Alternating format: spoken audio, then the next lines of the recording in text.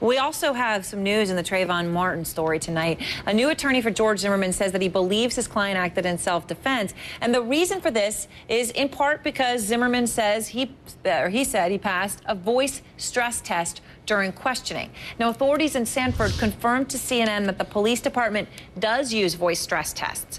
They're not going to confirm directly that they gave one to Zimmerman after the shooting, but we wanted to look into this, and we wanted to find out for you what a voice stress test is and what it actually says and whether it's reliable.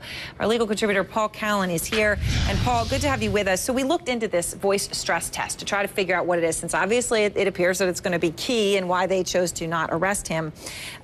It appears that the Sanford Police Department has used a voice stress test from a company called CVSA before, and the company has a video on its website that says what it is. Here's what it is. Let me show you.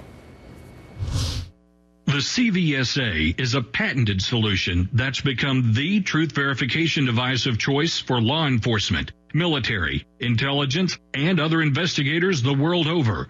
Upon closer inspection, it's easy to see why. An interviewer simply asks a series of questions. As the subject speaks, the computer displays each voice pattern. The CVSA then automatically analyzes these voice patterns to detect deceptive reactions. The interview process is that straightforward. Sounds like a lie detector or polygraph test. It sounds similar, but this is sort of the holy grail of truth-telling, because with the lie detector, you got to hook wires up and measure skin galvanic response, blood pressure.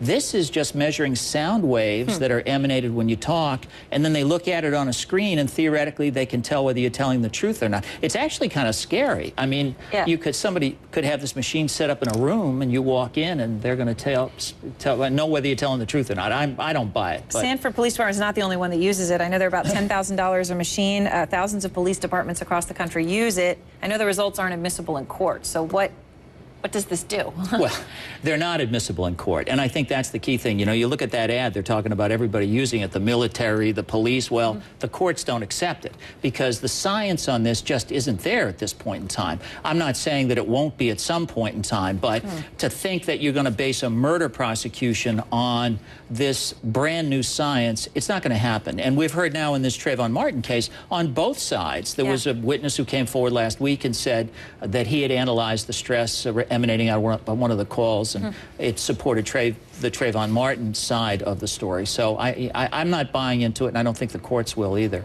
All right, Paul Callan, thank you.